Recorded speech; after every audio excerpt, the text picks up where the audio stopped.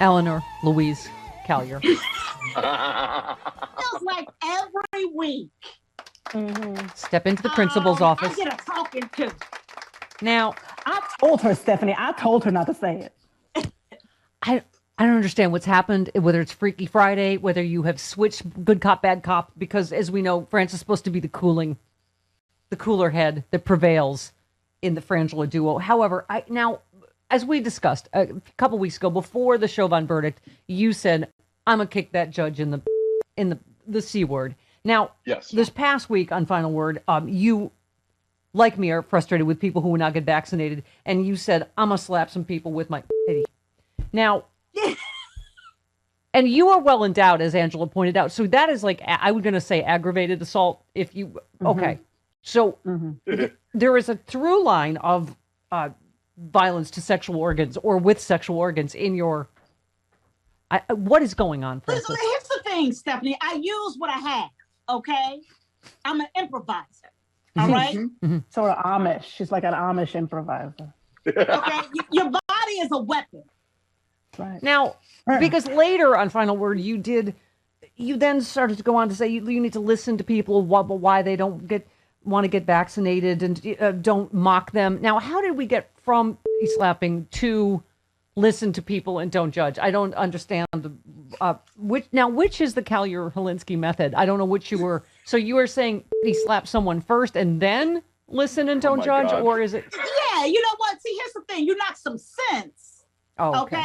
Okay. You knock sense into the person, and then you come at them with compassion. Okay. So just to get their attention, so they're listening, and then you. That's right. Then you explain that you understand their vaccine hesitancy after you slap them. Okay. Yeah. Post assault, you become very understanding and supportive. It's the Collier-Holinsky method. And is it one or both, or do you pick a different one each just time? One. Just two would knock people into the stratosphere. Yeah, that's not. Okay. That's not proportional. No. Okay. I share your frustration. I do. Because it really is like we're doing all the work, right? And then they're going to go, oh, see, now I told you it was no big deal because, right, we did all the sacrifice, all the staying home and masking and distancing. And now we're the ones getting vaccinated. And it's just, it still boggles my mind that we have to try to talk people into doing something that will keep them and their loved ones alive and let them get back to normal. It's, even if, like John was just talking about how inherently selfish the Republican Party has gotten. That's their only, but even if that's your only principle, isn't self-preservation the most selfish thing? This is for you, right? And your loved ones. Well, hate and fear will block all clarity and intelligence. And when people are bathed in and steeping in hate and fear, provided by Fox News, provided by Tucker Carlson, provided by, all of these different outlets, that's what we have. And so, it goes back to your parents saying, you have to behave well, even regardless of what everybody else is doing. Yeah. You know what I'm saying? Yeah. Because nobody's going to give us a cookie for staying home for a year and a half. Right. All we get is to stay alive, Yeah. And nobody's going to thank us for going to get vaccinated and keeping their parents and people safe and caring about it. We just have to do what is right. And sometimes there's just no reward for it. Yeah.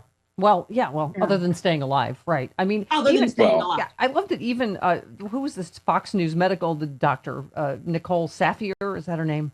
I mean, even she bitch slapped him on Twitter because it's just, Chris, you always say this. I get it. It's own the libs. That's the only thing when you're producing a right wing show. But it just, don't you think this crosses the line into fire in a crowded theater? This is not just what makes the libs mag. This is dangerous medical misinformation that is killing people. So this is why even this Fox doctor. It's both.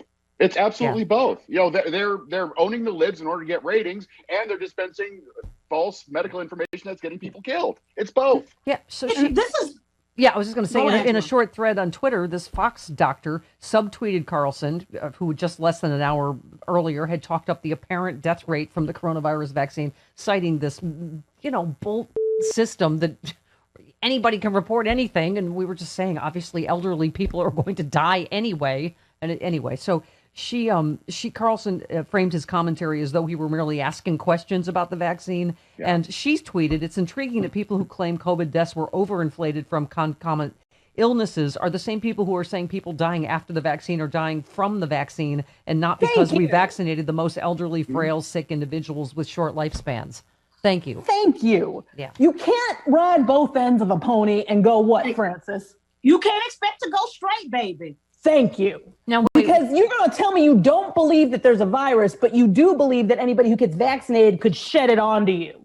Like, it doesn't make any sense. wait, where is the waxing of the pony come into the pony going a different way? This is new. The pony, the pony gets waxed right around here because this is what's really hard to take, and what I think is also a big part of this is it's not just owning the libs. It's not just that, but I think that consciously and unconsciously for some people, this is how much more people, this group of radical, autocratic, white supremacist thinking, leaning people are. They're more afraid of black and brown people and women of color getting power or being equal in the society than they are of death from a deadly pathogen. Like, they're more afraid of that.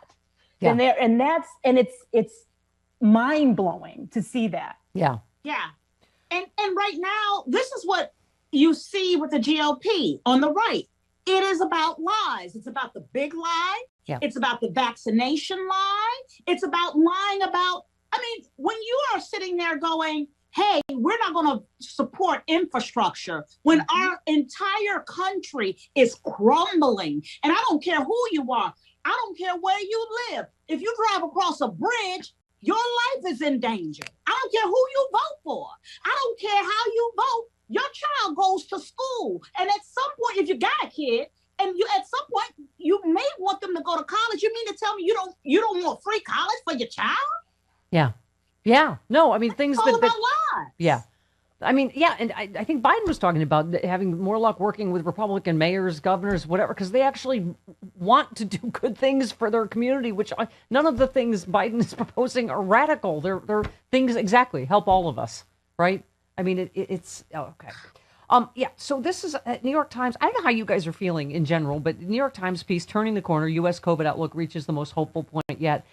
It is such a weird thing having lived through the Trump era, isn't it? Because I joke that I'm the happy, clappy liberal. I am an optimistic person by nature, and I want to, but I think I can't help having, I think we have PTSD, right? And because he has left us half a nation of COVIDiots, and fully almost half of Republican men will not get vaccinated, COVIDiots, mask holes, whatever.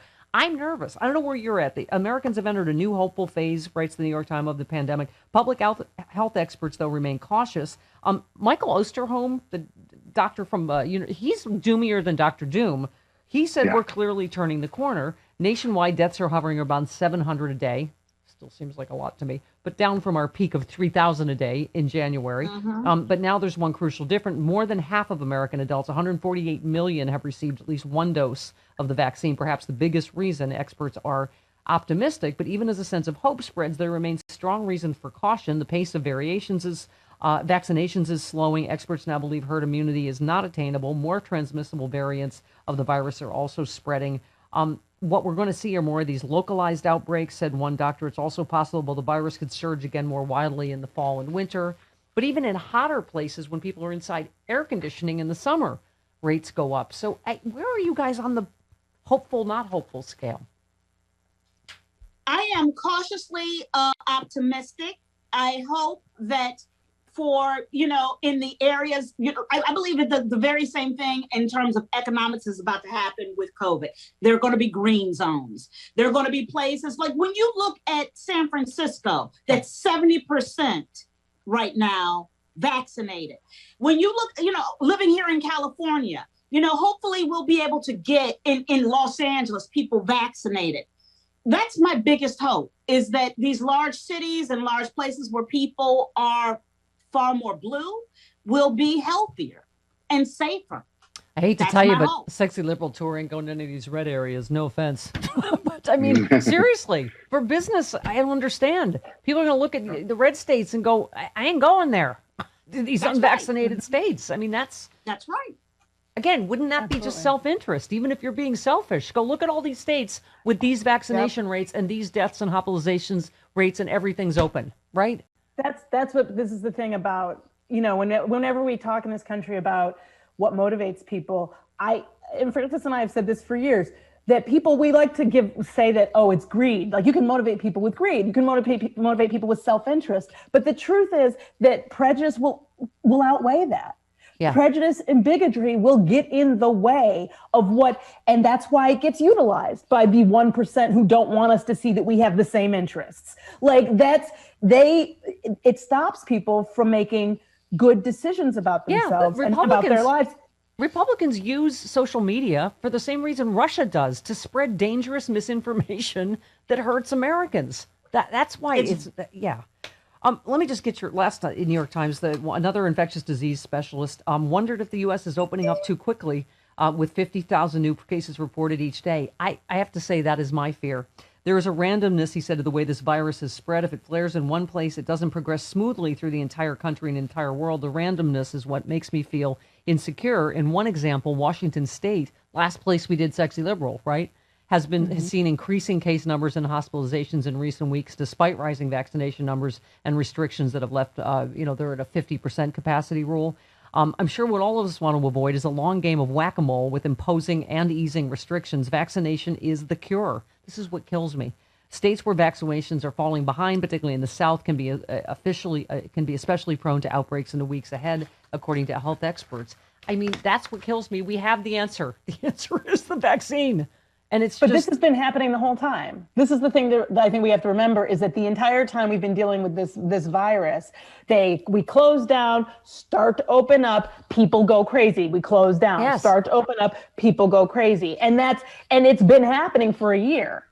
So I think that is what's continuing. We've now hit the idiot portion, and I say that with some degree of love. Right. But I mean, let's just look where we are. LA County made headlines. We had reported 0 new deaths. Remember last Sunday and Monday? Well, that was brief. Then we had 18 deaths on Tuesday.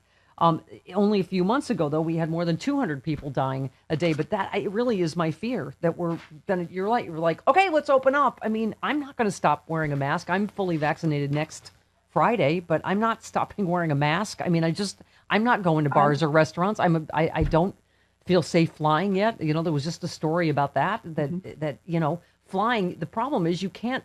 First of all, if you're going to get a variant, that's where it's going to be. But it's in the airports and then queuing up to get on the plane, queuing up to get off the plane when the engines are not on and they're not circulating the air. I mean, it's anyway. I that's what I'm afraid of. Is now I'm cautious in terms of that we're opening too soon.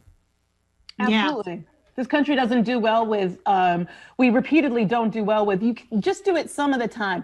Like, it's like either if you don't make seatbelts the absolute rule for everybody in the car, then we don't do it.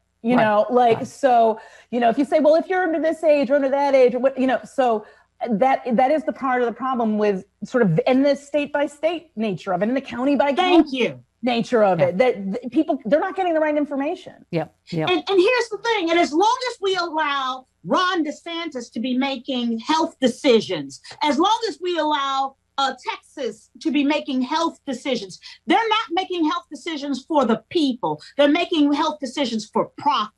Yeah. And that is the problem. And nationally, we need a national mask mandate. If we're ever going to have one that says within, in various areas, this is where you wear your mask. We need a vaccine card mandate. Vaccine passport. Work. Absolutely. Yes, absolutely. Yeah. I'll get on a plane the minute I know everybody's vaccinated. That's getting on a plane. Anyway, all right. 23 minutes after. We're late because it's the Black Power Hour and it's magic. And then there's Francis' disciplinary section, which takes up time. 23 minutes after the hour, this portion of the